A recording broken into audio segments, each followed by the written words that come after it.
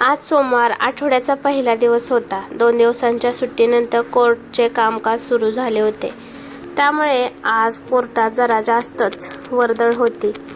कोर्टासमोर आरोपी, फिर्यादी हजर होत होते. पुढच्या तारखा पडत होत्या. काहींचे निकाल लागत होते. काही वकील आपल्या आशेलासोबत विचारविनिमय करत होते. काही बाहेर बसून आपला नंबर येण्याची वाट पाहत होते.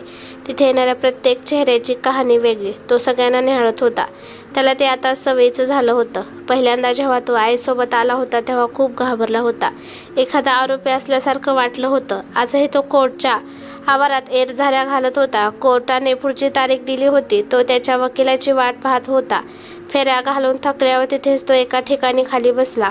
वयाच्या 30शीतच तो वृद्ध वाटू लागला होता. डोळ्याखाली काळ्या वर्तुळांनी जागा घेतली होती. डोक्यावरचे केस विरळ झाले होते. खूप दमल्यासारखं वाटत होता तो. डोळ्यात पाणी होतं. गेली 2 वर्ष तो अशाच कोर्टच्या वाऱ्या करत होता. मनात प्रश्नांचं काहूर. काय चूक होती माझी? कशाची शिक्षा? पाण्यात दगड मारावा आणि पाण्याचा तळ ढवळून निघावा तसं झालं. जीवनपट एखाद्या चित्रपटासारखा त्याच्या डोळ्यासमोर तळत होता. राकेश एक हुरहुरणारी मुलगा, एका मध्यमवर्गीय कुटुंबातला. राकेशचे वडील खाजगी नोकरीतून निवृत्त झालेले आणि आई गृहिणी. एक मोठा भाऊ, वहिनी, 2 बहिणी. त्यांचे लग्न झालेली. खूप श्रीमंत नाही पण समाधानी कुटुंब. राकेशचा मोठा भाऊ कॉम्प्युटर इंजिनियर, एका गव्हर्नमेंट कॉलेजमध्ये चांगल्या पदावर. त्याच्या पत्नीला सुद्धा चांगली नोकरी होती. त्याची मोठी बहीण लग्न करून पुण्यात स्थायिक झालेली नोकरी करत होती. धाकट्या बहिणीचंही लग्न झालेलं. आता फक्त त्याचं लग्नाचं राहिला होता. त्याच्यासाठी वधू संशोधन सुरू झालं. सगळे जवळचे नातेवाईक त्याच्यासाठी मुलगी पाहू लागले होते. राकेशला लहानपणापासूनच शिक्षणात गोडी फारशी नव्हती. त्यामुळे शिक्षण अर्धवट राहिले. तरी एका खाजगी कंपनीत नोकरी होती. पगारही ठीक होता. रंगाने काळा सावळा तरी दिसायला छान होता. स्वभावाने बोलका, गप्पिष्ट. पटकन मैत्री व्हायची त्याची. मोठा मित्रपरिवार, लहान थोर, सगळ्यांचा लाडका आवडता होता तो. मुली सांगून येत होत्या पण शिक्षण कमी, कधी आर्थिक परिस्थिती साधारण, कधी त्याचा काळा रंग, कधी पत्रिका, कधी त्याची खाजगी नोकरी, तर कधी धकाधकीचं मुंबई शहर. अशा अनेक कारणामुळे लग्न जमत नव्हतं. राकेश आपल्या मोठ्या बहिणीकडे, कावेरीकडे काही दिवसांसाठी सुट्टीला राहायला आला होता. नवीन शहर असूनही त्याची सगळ्यांची ओळख झाली. तिथेच कावेरीच्या शेजारच्या काकूने एक स्थळ आणलं होतं. पत्रिका जुळली. रुचिता नाव होतं तिचं. 5 बहिणीच्या पाठीवर परत झालेली. पितृछत्र लहानपणीच हरवलं होतं. आई कोणत्या तरी छोट्या सरकारी बँकेत साफसफाईचं, चहा देण्याचं काम करत होती. परिस्थिती हलाखीची. मुलगी पाहण्याचा कार्यक्रम ठरवण्यात आला. कावेरी आणि राकेश रुचिताला पाहायला गेले. रुचिता फार सुंदर नव्हती पण दिसायला शांत, मितभाषी वाटली. कावेरी आणि राकेशला वाटलं की गरिबा घरची मुलगी, तिला परिस्थितीची जाण असेल, मोठ्या कुटुंबात सगळ्यांना सांभाळून राहील. त्या दोघांना मुलगी पसंत पडली. कावेरीनं घरी आईबाबांना फोन करून तसं कळवलं. रुचिताचा फोटो व्हॉट्सअपवर पाठवून दिला. त्यांनाही ती आवडली. राकेश तसा साधा सरळ, त्याला तशीच साजेशी मुलगी मिळाली होती. रुचिताचे मामा, 2 मावश्या तिथे जवळपास राहत होते. तिची आई आपल्या 5 मुलींसोबत राहत होती. तिची आजी कधी तिच्या मामाकडे तर कधी रुचिताच्या घरी राहायची. मुलगा हवा, वंशाचा दिवा होण्याच्या हव्याच्या पोटी 5 मुली लागोपाठ झालेल्या. आजीनेच या सगळ्या बहिणींचे संगोपन केले होतं. घरची हालाकीची परिस्थिती. पदरात 5 मुलींना टाकून वडील अकालीच देवाघरी गेलेले. एकटी रुचिताची आई कमवती. मग अशा वडिलांचं छत्र हरपलेल्या मुलीच्या लग्नासाठी स्थळ कोण पाहणार? रुचिताच्या मोठ्या बहिणीने स्वपसंतीने आंतरजातीय प्रेमविवाह केला होता.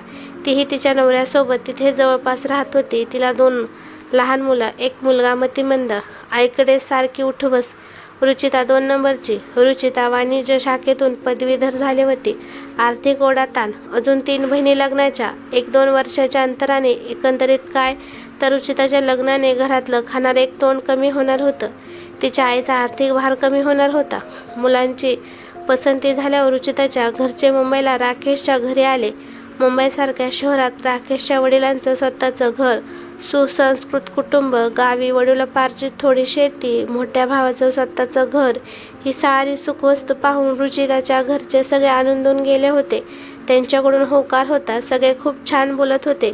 राकेशच्या घरच्यांनाही वाटलं गरीब कुटुंब आहे, रुचिता मोठ्या कुटुंबात राहिलेली, या कुटुंबात सामावून राहील. आणि म्हणतात ना, मुलगी द्यावी श्रीमंताच्या घरी आणि सून आणावी गरिबांच्या घरची, म्हणून त्यांनाही या स्थळाची पसंती दर्शवली.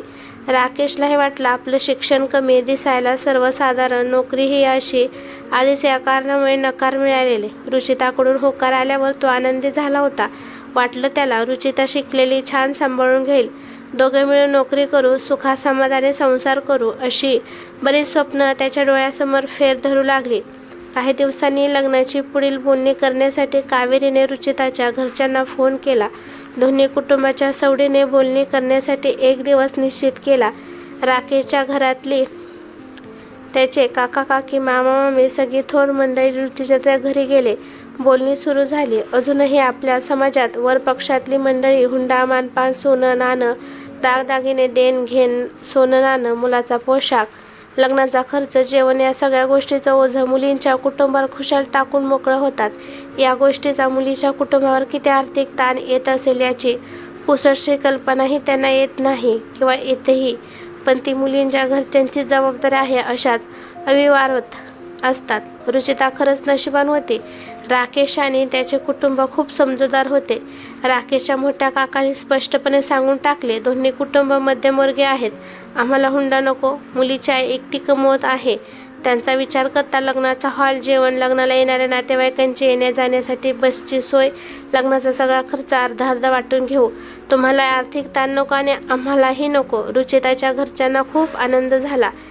जिथे संपूर्ण लग्नाची जबाबदारी घ्यावी लागली असते तिथे वर पक्षानेच हा प्रस्ताव मांडला होता. त्यांनी पटकन होकार दिला. सुपारी फुटली, साखरपुडा झाला, लग्नाची तारीख काढण्यात आली. 1 डिसेंबर लग्नाची तारीख ठरवण्यात आली. गोड जेवणाच्या पंक्ती उठल्या. एकमेकांना गळाभेट करून राकेशच्या घरच्यांनी त्यांचा निरोप घेऊन आपल्या घरी मुंबईला परतले. दोन्ही कुटुंबातील मंडळी खुश होती. दोन्ही कुटुंब लग्नाच्या तयारीला लागले. लग्नाचा बस्ता, दागदागिने, भांडीकुंडी खरेदीची तयारी सुरू झाली. इकडे राकेश आणि रुचिता एकमेकांशी फोनवर बोलत असायचे. एकमेकांना समजून घेण्याचा प्रयत्न करत होते. राकेश आपल्या घरच्यांबद्दल, नातेवाईक, मित्रमैत्रिणींबद्दल, नोकरीबद्दल, भविष्याच्या नियोजनाबद्दल भरभरून सांगत असायचा. हे सगळं घडत असताना राकेशची एक गोष्ट लक्षात आली की रुचिता फारशी बोलायची नाही, फक्त हो हो करायची. ती कधीच भावी संसाराविषयी बोलायची नाही, कधीच इतर मुलींसारखी करिअरबद्दल बोलायची नाही. खूप मितभाषी, संथ वाटायची. एकदा राकेशने हे कावेरीला बोलूनही दाखवले. तेव्हा कावेरीनेच त्याला समजावले, हा प्रेमविवाह नाही, अरेंज मॅरेजमध्ये असंच असतं, समजून घ्यायला वेळ लागतो. ती आधीच लाजळू म्हणून कमी बोलत असेल. राकेशलाही तिचं बोलणं पटलं आणि त्याने त्या गोष्टीकडे दुर्लक्ष केलं. लग्नाचा दिवस जवळ येत होता. लग्नाची लगबग दिसू लागली. राकेशही खूप उत्साहात होता. राकेशची बहीणही ऑफिसच्या कामातून वेळ काढत रुचिताच्या घरच्यांना मदत करत होती. कावेरीने रुचिताच्या बहिणीला सोबत घेऊन 5-6 कार्यालये पाहिली.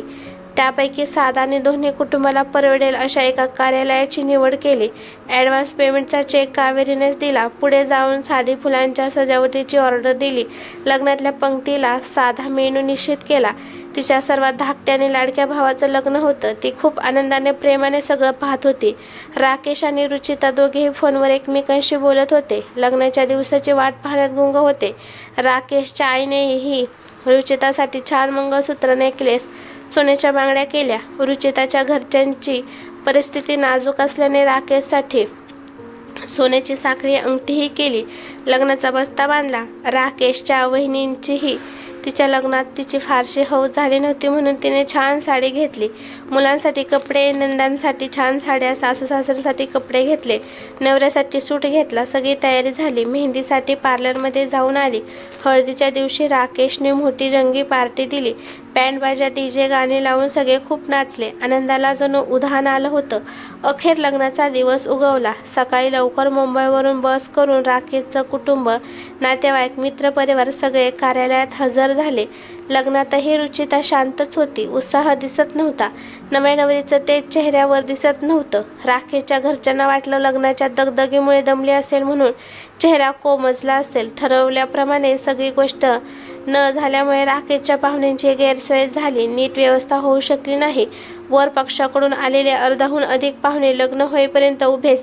राकेशच्या घरच्यांनी तरीही समजून घेतलं, घरात करता पुरुष नाही. रुचिताची आई एकटी कुठे कुठे पाहणार, थोडं घेऊ सांभाळून. अखेरीस लग्न पार पडलं.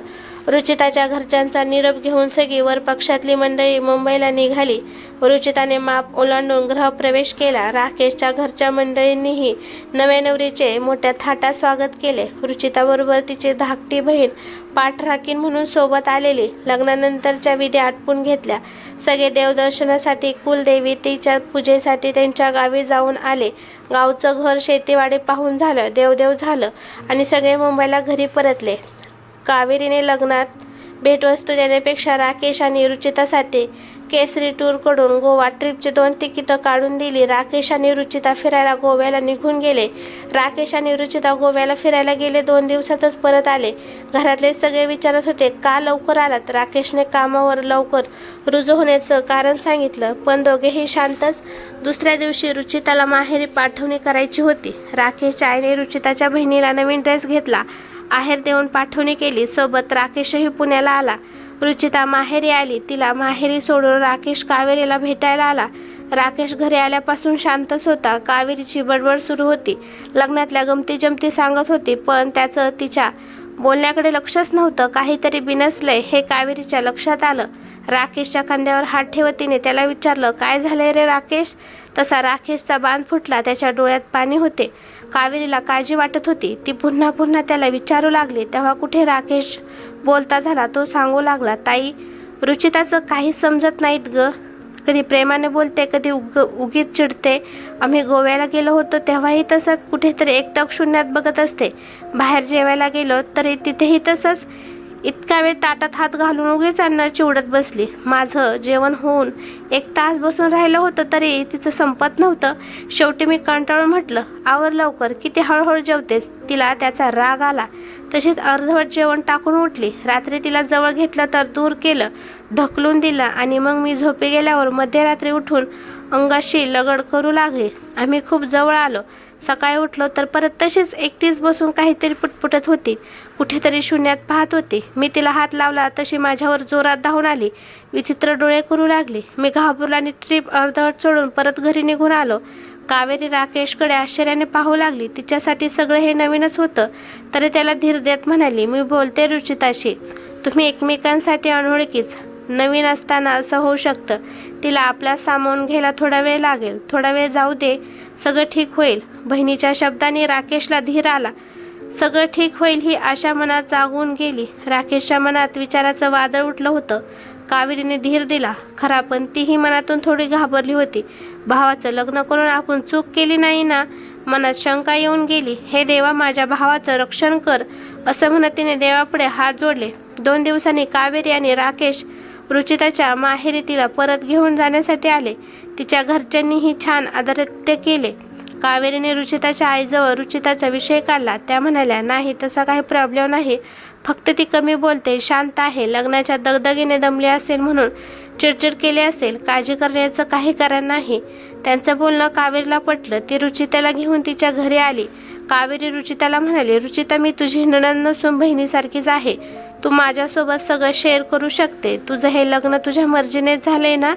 राकेशाने तुझ्यात काही मतभेद नाही ना? रुचिता शांत होती. ती हळू आवाजात बोलली, नाही, तसं काही नाही. हे लग्न माझ्या मर्जीनेच झालंय. आमच्यात काहीच वाद नाही. राकेश आणि रुचिता कावेरीचा निरोप घेऊन मुंबईला परतले. राकेश नेहमीप्रमाणे लवकर कामावर जात असे. राकेशचा मोठा भाऊ व वहिनी दोघेही लगेच त्याच्या मागोमाग कामावर निघून जात. मुलांची शाळेची सकाळची शाळा, दिवसभर घरी फक्त राकेशचे आईबाबा आणि रुचिता तिघेच. मुलं दुपारी शाळेतून घरी यायचे. थोडा वेळ जेवण करून झोपी जायची. परत संध्याकाळी क्लासला. राकेशचे भाऊ बहिणी रात्री 8 वाजता घरी यायचे आणि राकेश 10 वाजता. खाजगी कंपनी असल्याने खूप काम असायचं. त्यात लग्नामुळे राकेशच्या बऱ्याच रजा झाल्या होत्या. त्यामुळे कामाचा व्याप जास्त होता. सुरुवातीचे काही दिवस राकेशची आई वहिनी रुचिताला काम सांगत नसत. नवीन आहे अजून सासरच्या पद्धती, अंगवळणी पडायला वेळ लागेल म्हणून तिला समजून घेत होत्या. लहान आहे, जेवण बनवता येत नसेल म्हणून राकेशची आई तिला जेवण बनवायला शिकवत होती. पण त्यांच्याही लक्षात आलं की रुचिता फार संत गतीने काम करते. नवीन असेल म्हणून होत असेल असं स्वतःशीच समजूत घालत होत्या, पण त्याही थकल्या होत्या. त्यांचंही वय झालं होतं. घरातली सर्व कामं झेपत नव्हती आणि सून घरात असूनही त्यांना सर्व काम करावे लागायचे. हळूहळू सगळ्यांच्या हे लक्षात येऊ लागलं. रुचिता फारशी कोणाशी बोलायची नाही. एकटी तिच्या खोलीत बसून राहायची, एकटक शून्यात पाहत. कितीही आवाज दिला तरी तिला ऐकूच जायचं नाही. मग एकदम ओढ द्यायची, झोपेतून जागं व्हावं तसं. राकेशच्या आईला वाटायचं निदान राकेशचा आपल्या नवऱ्याकडे तरी तिने बायको म्हणून लक्ष द्यावं, पण तसं घडायचं नाही. त्याचे कपडे, त्याचा डबा सगळं आईच करायच्या. रुचिता कोणत्याच कामाला स्वतःहून हात लावत नसायची. सांगेल तितकंच करायची. जेवण बनवता येत नसल्यामुळे सगळा भार राकेशच्या आई आणि वहिनीवर पडू लागला. घरात रुचिता असतानाही ऑफिसवरून येऊन घरातलंही तिलाच पाहावं लागल्यामुळे घरात दोघा नवरा बायकोमध्ये कुरबुर होऊ लागली. त्याचे पडसाद सर्व कुटुंबावर उमटू लागले. घरातली शांतता भंग पावली. राकेशच्या आईने कावेरीला सांगितले, त्याबरोबर रुचिताच्या आईलाही सांगितले. कावेरीने तिच्या आईला घरी बोलवून घेतले. सगळं सविस्तर सांगितलं. त्याही गोष्ट मान्य करतच नव्हत्या. ती शांत आहे, फक्त बाकी काही प्रॉब्लेम नाही असंच बोलत राहिल्या. कावेरी म्हणाली, ती कामाला चपळ नाही, खूप सावकाश काम करते. तिला घरातलं काहीच काम येत नाही. तुम्ही आम्हाला सर्व खोटं सांगितलं की रुचिताला सगळं येतं. कामाचं जाऊ दे, निदान घरात सर्वांशी मिळून मिसळून तरी राहायला हवं ना. एकटीच आपल्या खोलीत बसून असते. सगळ्यांचं नको, कमीत कमी नवऱ्याचं तरी पाहायला हवं ना. थोडी मंद आहे जशी, काही बोललेलं समजत नाही, स्वतःच्या धुंदीत असते. असं कसं चालेल झालं. भांडण करण्यासाठी इतकंच कारण पुरेसं झालं. त्या तावातावाने भांडू लागल्या. तुम्ही चंचल मुलगी पाहायची होती. माझ्या मुलीला मोलकरणीची कामे देता, धुनी भांडी करायला सांगता. माझी मुलगी काय वेडी आहे का? असं कसं तुम्ही बोलता? आणि त्या रागाने निघून गेल्या. कावेरी गोंधळून गेली. तिला असल्या वादाची सवय नव्हती. त्या तिलाच खूप काही बोलून गेल्या. एव्हाने तिच्या लक्षात आलं होतं, आपण चुकीच्या लोकांशी सोयरी केली. कोणाशी बोलणार? सगळ्याच बायका बोलायला गेलं की भांडायला उठायच्या. काय करावं तिला काय कोणाला समजत नव्हतं. राकेश दिवसेंदिवस अशक्त होत चालला होता. काळजीने प्रकृती ढासळत चालली होती. बायको म्हणून त्याला रुचिताकडून कोणते सुख मिळत नव्हतं. बाहेर ऑफिसची चिंता आणि घरी आल्यानंतर आईकडून रुचिताविषयी ऐकायला मिळायचं. तो खूप वैतागला होता. कोणी मित्राने त्याला सांगितलं की दारू पिल्याने दुःख कमी होतं, म्हणून तो दारू पिऊ लागला. चांगला मुलगा असा देशोधडीला लागला होता. दारू पिऊन आला की तो कोणाशीच न बोलता न जेवता झोपी जायचा. तो कोणालाच त्रास देत नव्हता, पण स्वतःला त्रास करून घेत होता. लग्नाला 3 महिने झाले होते, पण घरात आनंद नव्हता. रुचिता तशीच वागत होती. तिला इथे राहायचं नव्हतं. तिने तसं राकेशला सांगितलं. त्यालाही वाटलं रोज वाद घालण्यापेक्षा तिला तिच्या घरी सोडून आलेलं बरं, म्हणून तो तिला तिच्या माहेरी सोडून आला. रुचिता माहेरी आली. काही दिवसांनी तिच्या आईचा राकेशच्या घरी फोन आला. रुचिताला बरं वाटत नव्हतं. राकेश लगेच रुचिताला भेटायला आला. कावेरी बरोबर होतीच. रुचिताला जवळच्या क्लिनिकमध्ये घेऊन गेला. तिच्या काही टेस्ट केल्या. रुचिताला दिवस गेले होते. लग्नानंतर दुसऱ्याच महिन्यात ही बातमी. खरं तर बातमी आनंदाची होती, पण राकेश चिंताक्रांत झाला. रुचिताला स्वतःला नीट सांभाळता येत नव्हतं. ती अजून एक जबाबदारी घेऊ शकेल का? प्रश्नांचं काहूर माजलं होतं. कावेरीने राकेशला पुन्हा एकदा धीर देत सगळं नीट होईल अशी खात्री दिली. ती म्हणाली, लग्न झाले, आता निभावून नेलं पाहिजे. एखादं मूल झालं, जबाबदारी पडली की सुधारेल. आई झालं की सगळंच बदलतं बाळा. तिच्या बोलण्याने राकेशला पुन्हा एकदा आशेचा किरण दिसू लागला. कदाचित सुख येईल असं वाटू लागलं. रुचिता आणि राकेश काही दिवस कावेरीकडे राहिले. कावेरी नेहमी तिच्याशी संवाद साधण्याचा प्रयत्न करायची. कावेरीच्या आयुष्यात काही वाईट घटना घडून गेलेल्या, समाजात वावरताना आलेले वाईट अनुभव रुचिताला सांगायची. आता ही घरात फक्त 4 माणसंच होती. सगळी कामानिमित्त बाहेर असायची. ती एकटीच घरात. फक्त 4 माणसाचं काम करावं लागायचं, पण तरीही ती निरुत्साहात असायची. कावेरी तिला समजावून सांगायची, छान दिसावं, नवऱ्याला आवडेल असं राहावं, पण सगळं जैसे ते सुधारणा नव्हतीच. रुचिताला 6वा महिना सुरू झाला होता. तिची आई घरी येऊन रुचिताला घेऊन गेली. तेही वाद करून. गणपतीच्या दिवसात घरी देव बसलेले, तरीही वाद झालाच. अगदी राकेशची बायको सांभाळण्याची लायकी काढण्यापर्यंत. भाड्याने घर घेण्याची ऐपत नाही, बऱ्याच गोष्टी बोलून गेल्या. आता मात्र कावेरी संतापली. तिच्या भावाची लायकी काढण्यापर्यंत मजल गेली होती, म्हणून तीही वादात पेटली. शब्दाने शब्द वाढत गेला. एकमेकांच्या घराण्यावर, चारित्र्यावर शिंतोडे उडवले गेले आणि नात्यात दुभंग पडत गेला. रुचिताची आई रुचिताला तिच्या घरी घेऊन गेली, पण त्याही अवस्थेत राकेशने रुचिताची साथ सोडली नाही. त्याने कावेरीशी वाद घातला. गरोदर बायकोला झालेला त्रास पाहून त्यालाच वाईट वाटले होते. तो रागाने कावेरीच्या घरातून परत मुंबईला निघून गेला. बरेच दिवस दोघे भाऊ बहीण एकमेकांशी बोलत नव्हते. सगळी नाते एक नात जपवण्यासाठी विस्कळीत झालं होतं. एकत्र कुटुंब विभाजित झालं होतं. घरातला आनंद, शांतता लोप पावली होती. रुचिताने एका मुलीला जन्म दिला.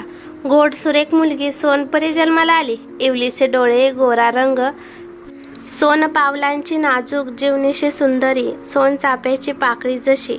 रुचिताच्या घरची परिस्थिती नाजूक म्हणून राकेशने हॉस्पिटलचा खर्च म्हणून तिला 10,000 रुपये दिले. आई आणि बाळ दोन्ही सुखरूप होते. सगळं ठीक झाल्यानंतर रुचिता हॉस्पिटलमधून घरी आली. घरी आल्यावर तिला परत त्रास होऊ लागला, म्हणून त्यांनी तिला दुसऱ्या डॉक्टरांना दाखवून घेतलं.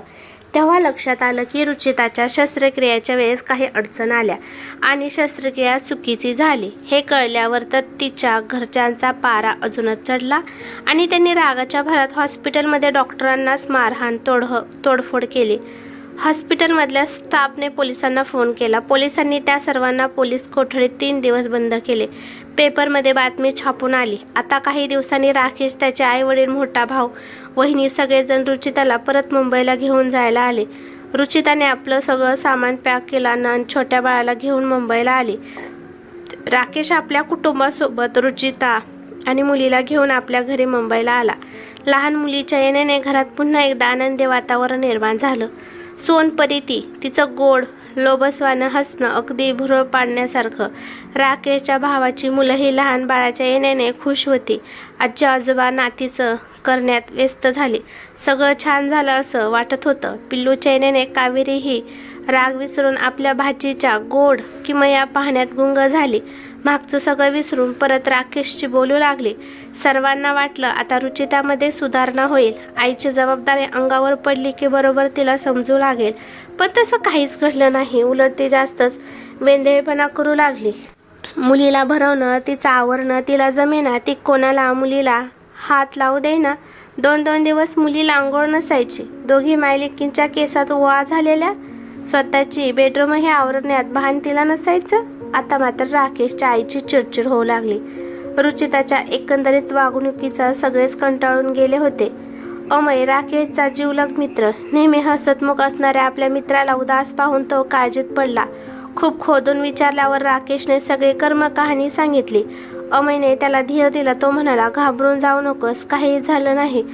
तू वहिनीला मानसोपचार तज्ज्ञाकडे का घेऊन जात नाहीस? हे ऐकून राकेश अमयवर खूप चिडला. रागवून म्हणाला, तुला काय म्हणायचं आहे? माझी बायको वेडी आहे? डोकं फिरलंय का तुझं?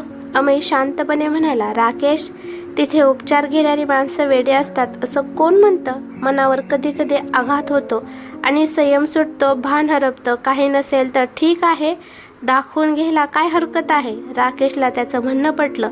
अमयने त्याच्या माहितीतल्या मानसोपचार तज्ज्ञाचा पत्ता दिला. राकेश रुचिताला घेऊन मानसोपचार तज्ज्ञाकडे आला. त्यांनी रुचिताच्या काही टेस्ट केल्या, एकांतात तिच्याशी चर्चा केली आणि त्यांना दुसऱ्या दिवशी यायला सांगितले. दुसऱ्या दिवशी रुचिता आणि राकेश क्लिनिकमध्ये पोहोचले. त्यांनी रिपोर्ट्स पुन्हा एकदा शांतपणे तपासले. दीर्घ श्वास घेत म्हणाले, राकेश, शांतपणे ऐक. रुचिता मतिमंद नाही. सोमग्न स्वरूपातील हा आजार. ही मुलं शांत असतात, स्वतःमध्येच मग्न असतात, पण त्यांना आजूबाजूला काय सुरू आहे ते समजतं. वरवर शांत दिसणारी ही मुलं कधी कधी उद्विग्न होतात. तेव्हा आपल्याला सांभाळून घ्यावे लागते. रुचिता औषधोपचाराने ठीक होऊ शकते, घाबरण्याचं कारण नाही. हे सगळं ऐकून राकेश एकदम सुन्न झाला. काय बोलावं त्याला समजेना. आता त्याला रुचिताच्या आतापर्यंतच्या वागण्याचा अर्थ समजू लागला. डोळ्यात पाणी होतं. त्याने डॉक्टरांचा निरोप घेतला. मेडिकलमधून लिहून दिलेले औषध घेतले आणि रिक्षा करून रुचिताला घेऊन घरी आला. राकेश घरी आला. शांतपणे आपल्या खोलीत बसून होता. आई कधी खोलीत आली त्याच्या लक्षातही आले नाही. आईने मायेने पाठीवर हात फिरत विचारलं, काय झालं बाळ? त्याला खूप भरून आलं होतं. आई, आपण फसलो ग. एवढे शब्द त्याच्या तोंडातून बाहेर पडले आणि तो आईला पोटाशी घट्ट मिठी मारून धाय मोकलून रडू लागला. राकेशनं सारा वृत्तांत आईला सांगितला. आईला कळून चुकलं होतं. आपली फसगत झाली. चुकीच्या लोकांशी सोयरीक केली. तिने राकेशला समजावले. धीर देत म्हणाली, बाळ राकेश, लग्न झालं, एक मुलगी आहे, ती तुझी बायको आहे, त्या लोकांनी फसवलंय हा विचार डोक्यातून काढून टाक. समज लग्नानंतर झालं असतं तर स्वीकारलं असतं ना? मग तसंच समज आज आपण तिच्यावर उपचार करू, ती बरी होईल. स्वामी आपल्या पाठीशी आहेत, काही काळजी करू नकोस, सगळं ठीक होईल. आईच्या शब्दांनी त्याला धीर आला. त्यानंतर 2-3 दिवस शांतपणे गेले. सगळ्यांचं रात्रीचं जेवण आटोपलं. भांडेकुंडी घासून राकेशची आई, वहिनी सगळे आपापल्या खोलीत झोपण्यासाठी निघून गेले. राकेशची छोटी चिव शांतपणे गाढ झोपली होती. गोड पिल्लू ते निरागस. राकेशलाही झोप लागतच होती. अचानक रुचिता रडू लागली. मला माझ्या आईकडे जायचं आहे, आत्ताच्या आता. मला घरातलं काही जमत नाहीये, नाहीतर मी इमारतीवरून उडी टाकून आत्महत्या करेन. माझी मुलगी आहे, कोणी हात लावायचा नाही. सोडा मला माझ्या आईकडे. ती खरंच खूप उद्विग्न झाली होती. राकेशने खूप आवरण्याचा प्रयत्न केला, पण ती आवरत नव्हती. शेवटी राकेशने घरातल्यांना सगळ्यांना उठवलं आणि अमईला बोलवून घेतला आणि त्याच्याच कारने आईला सोबत घेऊन तिला माहेरी घेऊन आला. राकेशने घरी आल्यावर रुचिताच्या आईला सगळ्या घटना सांगितल्या, पण त्या ते मान्य करायला तयार नव्हत्या. तुम्हीच माझ्या मुलीला त्रास दिला असेल म्हणून ती अशी वागत असेल. इथे ती व्यवस्थित होती आणि त्या वाद घालू लागल्या. राकेशने समजावून सांगितले, तिला मुंबईला राहायचं नाहीये, तुम्हीच विचारा तिला. रुचिताने मान हलवली. तिच्या आईचा मग नाईलाज झाला आणि त्यांनी रुचिताला घरी ठेवून घेतले. रुचिता माहेरी आली होती. घरची आर्थिक परिस्थिती नाजूक होती. एकटी आई कमावती होती आणि आता लहान बाळही घरात. घर चालवणं कठीण झालं होतं. परी 1 वर्षाची झाली होती. रुचिताच्या घरच्यांनी तिचं नाव काव्या ठेवलं. पहिला वाढदिवस झाला. त्यांनी राकेशला त्याच्या घरच्यांना निमंत्रण सोहळा साधं कळवलंही नाही. राकेश खूप दुःखी झाला. वडील म्हणून तो आपल्या बाळासाठी काहीच करू शकत नव्हता. त्या छोट्याशा बाळाला तिचे बाबासुद्धा माहीत नव्हते. रुचिताच्या घरच्यांच्या वागण्याचा राकेशला खूप त्रास झाला. वादाच्या वेळेस वापरलेले अपशब्द त्याला सारखे आठवत राहायचे. मुलीशी बोलण्याची इच्छा असूनही तो बोलू शकत नव्हता.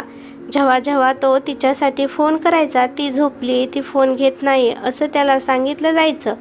राकेशला खूप वाईट वाटायचं. कशी घेणार ती फोन? तिला आपले वडील कोण हे सुद्धा माहीत नाही, तर तिला प्रेम कुठून वाटणार? त्याचेच त्याला पडलेले प्रश्न येईल. परत कधीतरी रक्ताचं नातं आहे, इतक्या सहजासहजी कसं तुटेल? तो स्वतःची समजूत काढायचा आणि एक दिवस एक वादळ आलं. सगळं नेस्तानाबूत करण्यासाठी, राकेशला उद्ध्वस्त करण्यासाठी, राकेश आणि त्याच्या कुटुंबियांना त्रास देण्यासाठी, त्यांच्याकडून पैसे उकळण्यासाठी रुचिताच्या घरच्यांनी एक शक्कल लढवली. कोर्टाची नोटीस राकेशच्या हातात पडली. रुचिताच्या घरच्यांनी राकेशवर आणि त्याच्या कुटुंबियावर कौटुंबिक हिंसाचाराची केस दाखल केली. त्याचबरोबर महिला मानव अधिकार मंडळातही केस दाखल केली. यात राकेश, राकेशची आई कावेरी, धाकटी बहीण, राकेशची वहिनी या सगळ्यांना गोवण्यात आलं. पहिली नोटीस स्थानिक पोलीस चौकीत गेली. तिकडून राकेशला फोन आला आणि सगळ्यांना पोलीस स्टेशनमध्ये बोलवलं. कधीही पोलीस चौकीत पाऊल न ठेवलेले कुटुंब आज पोलीस स्टेशनमध्ये उलटसुलट प्रश्नामुळे हैराण झाले होते आणि कोर्टाच्या तारखा पडू लागल्या. सारखं पुणे मुंबई वाऱ्या कराव्या लागत होत्या. काही दिवसांनी कोर्टात दोघांचं समुपदेशन झालं. काय त्रास होतं हे रुचिताला सांगताच येत नव्हतं. खरं तर तिची मोठी बहीण तिचा झालेला खोटा त्रास सांगत होती. न घडलेल्या घटनांचा उल्लेख त्या नोटीसमध्ये होता.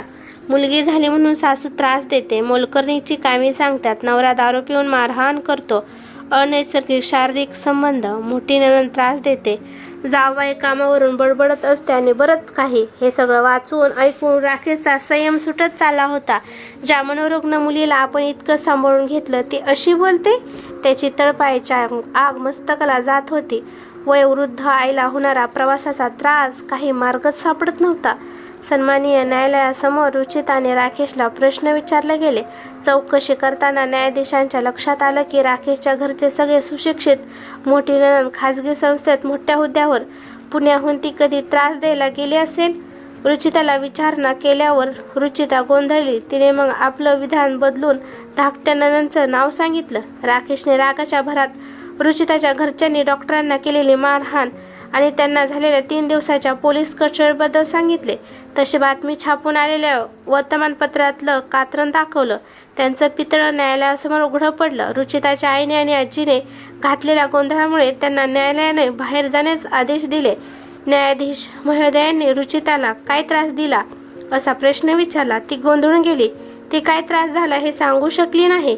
न्यायालयाने रुचिताला नांदायला जायला तयार आहेस का असा प्रश्न विचारला. रुचिताने होकारार्थी मान हलवली. राकेशलाही विचारलं, ही परत नांदायला आली तर तुमची काही हरकत नाही ना? मुलीसाठी राकेशही हो म्हणाला. न्यायाधीशांनी सुनावणी करताना म्हटले, रुचिताला नेमका त्रास काय आहे हे सांगता आले नाही. रुचिताच्या घरच्यांमुळे तिचा संसार तुटतोय, तरी त्यांनी मुलीच्या संसारात ढवळाढवळ करू नये. रुचिताने नांदायला जावं. 3 महिने देखरेखीखाली ही केस राहील. तेव्हाही रुचिताला त्रास झाला आणि तिने तसं न्यायालयासमोर सांगितलं तर केस पुढे चालू राहील. न्यायालयाने रुचिताला घेऊन जाण्याचे आदेश दिला. राकेशने रुचिता मनोरुग्ण आहे हे त्याच्या वकिलाला सांगितले, पण वकिलांनी पुरावा मागितला तर मनोरुग्ण असल्याचे मेडिकल सर्टिफिकेट आहे का असं विचारलं. ती घटना 1 वर्षापूर्वी घडलेली. ना कोणते रिपोर्ट्स ना कोणता पुरावा. काय सांगणार? तो नाही म्हणाला आणि न्यायालयाच्या आदेशाचं पालन करत मुलीसाठी राकेश रुचिताला परत घेऊन जायला तयार झाला. रुचिता आपल्या मुलीला घेऊन परत मुंबईला आली. कावेरीने तिच्या आईला, मोठ्या बहिणीला आणि राकेशला समजावून सांगितलं, जे झालं ते विसरून जा.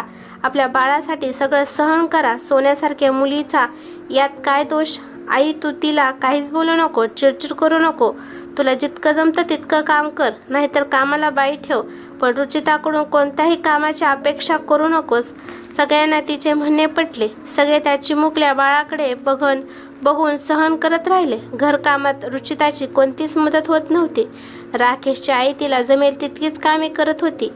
नातीच्या बालकिमया पाहण्यात रमून जायची. जो तो आपल्या दैनंदिन कामकाजात व्यस्त झाला. 3 महिन्यांनी रुचिताने राकेशला पुन्हा न्यायालयासमोर हजर व्हावे लागले. तेव्हा रुचिताला विचारण्यात आले. रुचिताला कोणताच त्रास नव्हता. काय सांगणार होती? रुचिताने सगळं ठीक आहे, काही प्रॉब्लेम नाही, मी आनंदात आहे असं सांगितलं. त्यामुळे सगळे निर्दोष म्हणून आरोप बरखास्त केले. न्यायालयाला केस बरखास्त करावी लागली. रुचिता पुन्हा घरी मुंबईला आली. काव्या 2.5 वर्षाची झाली होती. लग्नानंतरच्या 3 वर्षाच्या काळात रुचिता सलग 6 महिन्यांनी सासरी नांदली नव्हती. वारंवार माहेरी जाणे येणं होतंच. राकेश आपला मोडलेला संसार सावरण्याचा प्रयत्न करत होता. वैवाहिक सुख तर कधी संपुष्टात आलं होतं. ते विसरण्यासाठी जोडलेलं व्यसन त्याची प्रकृती ढासळत चालली होती. पण त्याचं स्वतःकडे लक्षच नसायचं. मुलीच्या सुखासाठी सगळं सहन करत होता. काव्याचं बालवाडीत नाव टाकायचं ठरलं. घराशेजारीच एक छोटी शाळा होती. तिथे राकेशची आई पैसे भरून ॲडमिशन करून आली. पिल्लू शाळेत जाणार होतं. नवीन शाळेचा युनिफॉर्म, बूट, दप्तर, पाटी, पेन्सिल सगळी खरेदी झाली. फोटो काढण्यात आले. सगळे खुश होते. कावेरी वरचेवर घरी फोन करायची. रुचिताची विचारपूस करायची. रुचिता फक्त तिच्याशीच बोलायची. काम जमत नाही, मोठं कुटुंब असल्यामुळे गडबड होते माझी, मला वेगळं राहायचं आहे, मी नीट राहीन, सगळं नीट सांभाळेल. कावेरी तिला धीर द्यायची. राकेशला कावेरीने समजावून सांगितलं, नाही जमत तिला मोठ्या कुटुंबात, तू वेगळा संसार कर, तू तुझ्या कुटुंबाला घेऊन भाड्याने घर घेऊन राहा, काही प्रॉब्लेम होण्यापेक्षा स्वतंत्र होणंच चांगलं. राकेशलाही ते पटलं. कावेरीने रुचिताला समजावून सांगितलं, हे बघ रुचिता, तुला मोठ्या कुटुंबात काही जमत नाही म्हणून आपण भाड्याने राहू, तुला जमेल ना, नीट राहशील ना, काव्याला नीट सांभाळशील ना? रुचिता हो म्हणाली. मग राकेशने त्याच्या भावाच्या घराजवळच भाड्याने घर शोधायला सुरुवात केली. म्हणजे आईवडिलांना येता येईल, दोन्ही घरावर लक्ष ठेवता येईल. राकेशचा पगार तुंडपूजा असल्यामुळे त्याच्या आवाक्यातील भाड्याचं घर शोधणं गरजेचं होतं. घराचा शोध सुरू होता. काव्या शाळेत जायचं म्हणून खुश होती. उद्यापासून शाळा सुरू होणार होती. वरवर पाहता सगळं छान शांत होतं, पण ही तर वादळापूर्वीची शांतता होती. कोणती तरी गोष्ट रुचिताच्या मनात धुसमसत होती. राकेश रात्री कामावरून दमून घरी आला होता. आराम करण्यासाठी थोडा पलंगावर आडवा झाला. रुचिता खोलीत आली. त्याला म्हणाली, मला आईकडे जायचंय, मला तिची आठवण येते. राकेशने ऐकून घेतला आणि शांतपणे म्हणाला, उद्यापासून काव्याची शाळा सुरू होईल, नंतर जा. रुचिता ऐकायलाच तयार नव्हती. राकेश चिडला. आधीच त्या लोकांनी इज्जतीचे धिंदवडे काढल्याने तो त्यांच्याविषयी रागातच होता. सगळं ठीक असताना का जायचं हिला? त्याने आईला आवाज दिला. म्हणाला, हिला आईकडे जायचं. एवढं सगळं रामायण घडूनही मी हिचा स्वीकार केला. हिने केलेले आरोप पोटात घेतले फक्त आणि फक्त माझ्या मुलीसाठी. आता तिचंही नुकसान करायला निघाली या. मी फक्त इतकंच म्हणतोय की तिला सुट्टी असते शनिवार रविवार, तेव्हा जाऊ, पण हिला आता ताबडतोब जायचंय. हा काय खेळ आहे का? दर 2 महिन्यात माहेरी जाते, सासरी सलग 6 महिने तरी राहिलीस का? ही जर आता गेली तर मी हिला परत घेऊन येणार नाही. आईने कावेरीला फोन केला आणि सगळा वृत्तांत सांगितला. कावेरीने रुचिताला फोन द्यायला सांगितलं. तिने रुचिताला विचारलं, काय झालं, का जायचंय तुला, कोणी काही बोललं का? ती नाही बोलली, पण तिला आईकडे जायचं होतं. कावेरीने खूप समजावून सांगण्याचा प्रयत्न केला. आता गेलीस तर राकेश तुला परत आणणार नाही. मुलीची शाळा सुरू होते, तिच्या भविष्याचा विचार कर. एकटं राहणं इतकं सोपं नाहीये ग. राकेशचा राग शांत झाल्यावर जा, मी सांगेन त्याला. वाटल्यास माझ्याकडे या. जवळजवळ तासभर ती फोनवर रुचिताला समजावून सांगत होती, पण रुचिता काही ऐकायला तयार नव्हती. तिला घरी जायचं होतं. कावेरीने रुचिताच्या मामाला फोन केला. तिचा मामा थोडा सुशिक्षित वाटला. प्रॉब्लेम ऐकून घेतला. त्यांना माहीत होतं चूक राकेशची किंवा त्यांच्या कुटुंबियाची नाहीये. त्यानेही रुचिताला खूप समजावून सांगण्याचा प्रयत्न केला, पण सगळं व्यर्थ. मग तोही दमला. त्याने राकेशला सांगितलं, ती ऐकत नाहीये, तुम्ही तिला गाडीला बसवून द्या. त्याच्या सांगण्यानुसार राकेशने तिला गाडीला बसवून दिले. त्या ड्रायव्हरला प्रवासाचे पैसे दिले. त्यांना त्याचा नंबर घेतला. पोहोचल्यानंतर कॉल करायला सांगितलं. अर्ध्या वाट्यात गेल्यावर रुचिताने तिच्या आईला फोन केला. आईने तिला तिथेच थांबायला सांगितले आणि पुण्याहून तिची आई, मावशी, तिची मोठी बहीण खासगी गाडी करून मुंबईला निघाले. रुचिता थांबली होती तिथे सर्वजण पोहोचले. तिची मोठी बहीण म्हणाली, अगं नाही सोडायचं त्याला, सगळ्यांना दाखवून देते काय आहे ते. आणि तिने अचानकपणे रुचिताच्या कानाखाली मारली. तिला ढकलून दिले, तिला बोचकारले, तिचे कपडे फाडले, डोक्यावर तिच्या हातात असलेली पर्स फेकून मारली. रुचिताला डोक्यावर टेंगूळ आलं आणि त्या अवस्थेत ती रुचिताला घेऊन स्थानिक पोलीस स्टेशनमध्ये गेली आणि पुन्हा एकदा राकेश आणि त्याच्या कुटुंबियाविरुद्ध कौटुंबिक हिंसाचाराची तक्रार केली. पोलिसांनी त्यांची तक्रार नोंदवून घेतली आणि त्यांची कारवाई सुरू केली. राकेश घरात बसला होता. पोलिसांनी त्याला कॉल करून पोलीस स्टेशनमध्ये यायला सांगितले. राकेश हताश होऊन पटकन खाली बसला. त्याला घेरी आली. त्याचे सगळे कुटुंबीय पोलीस स्टेशनला पोहोचले. रुचिताच्या नातेवाईकांनी तिथेच राकेशला शिव्या द्यायला सुरुवात केली. पोलिसांनी त्यांना बाहेर बसायला सांगितले. पोलिसांनी रुचिताची मेडिकल तपासणी केली आणि रिपोर्टमध्ये झालेल्या जखमांची नोंद केली. रुचिताच्या घरच्यांनी आपल्याच मुलीला मारून जो बनाव केला होता तो एक पुरावा म्हणून समोर आला आणि राकेशला अटक झाली. न केलेल्या गुन्ह्यात तो गोवला गेला. रुचिता आणि तिचे नातेवाईक रात्रीचे 2 वाजेपर्यंत बाहेर बसून होते. राकेश आणि त्याच्या कुटुंबियांना अटक झाल्यानंतरच ते घरी पुण्याला परत गेले. राकेशचे सगळे कुटुंब पोलीस कस्टडीत रात्रभर. राकेशच्या मोठ्या भावाने त्याच्या एका मित्राला फोन करून बोलवून घेतले आणि जामीन करून घेतला. राकेश आणि त्यांच्या घरच्यांची जामिनावर सुटका झाली. पहिल्यांदा एखाद्या गुन्हेगारांना डांबून ठेवावं तसा भास त्यांना झाला. समाजात, नातेवाईकात शर्मेने मान खाली झुकवावी लागली. सोसायटीमध्ये छी थू झाली. घरातले वाद झपाट्यावर आले. या सगळ्या संकटामुळे तो उदास राहू लागला. सतत दारू पिऊ लागला. दारूचं व्यसन वाढत चाललं होतं. सतत घरीच बसून राहू लागला. त्यामुळे त्याची चांगली नोकरी गेली. इकडे रुचिता पुण्याला आईकडे राहू लागली. तिने कौटुंबिक हिंसाचार आणि घटस्फोटाच्या सिव्हिल कोर्टात 2 केसेस फाईल केल्या. घटस्फोट घेण्यासाठी तिने अर्जामध्ये महिन्याला पोटगी आणि मुलीच्या खर्चासाठी 10 लाख रुपये मागितले. इतके रुपये कुठून आणायचे? इतकी मोठी रक्कम देण्याची त्यांची ऐपत नव्हती आणि काही चूक नसताना त्याने ही शिक्षा का भोगावी? आज केस चालू होऊन 2 वर्ष होऊन गेली. राकेश कोर्टाच्या बाहेर त्याच्या वकिलाची वाट पाहत बसून होता. एखाद्या चित्रपटाच्या कथेप्रमाणे सगळे प्रसंग डोळ्यासमोर तरळत होते. आज लग्नाला 5 वर्ष झाली. रुचिता कधीही सलग 3 महिने सासरी राहिली नव्हती. राकेशच्या आयुष्यात सुख आलं नाहीच. काव्य 4 वर्षाची झाली होती.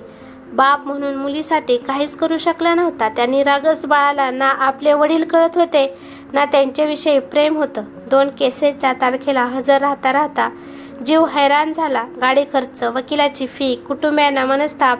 राकेश हताश झाला. आत्महत्याचा प्रयत्नही केला, पण ईश्वराच्या कृपेने वाचला. किंबहुना अजून भोग भोगायचे होते म्हणून की काय देवानेच वाचवले. कोर्टाच्या वाऱ्या वाढल्या होत्या. अजूनही न्याय मिळालेला नव्हता. मिळणार की नाही कोणास ठाऊक. राकेश पुरता कोसळला होता. काय करावं समजत नव्हतं. काय चूक होती त्याची? काय चूक होती त्याच्या कुटुंबाची?